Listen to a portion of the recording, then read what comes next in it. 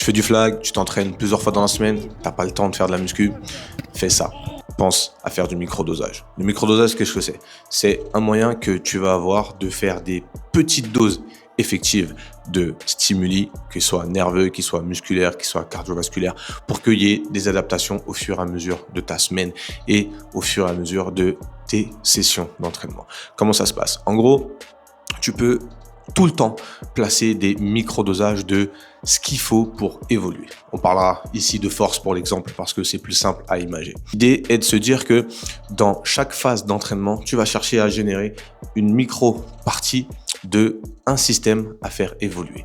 On parle du système nerveux pour la force, donc tu vas chercher à mettre en place dans tes séances, peu importe l'endroit où tu pourras le faire dans un premier temps, que ce soit au début de la séance ou au fin de séance, tant qu'il y a ce fameux micro-dosage. C'est une technique qui est utilisée par les équipes d'NBA pour justement favoriser cette évolution au fur et à mesure de la saison. Comment est-ce que tu peux faire? À la fin de ton entraînement, une fois que tu as fait le plus essentiel pour toi dans ta discipline, c'est que tu vas caler une petite phase de 15-20 minutes où tu vas chercher à stresser ton corps sur des système spécifique comme le système nerveux ou comme le système musculo-squelettique. L'idée est de se dire que je vais mettre très peu de volume mais à une intensité relativement importante, ce qui va m'amener beaucoup de temps de récupération entre deux phases d'exécution, donc qui me permettra de ne pas trop taxer mon système. Et en plus de ça, tu vas choisir un système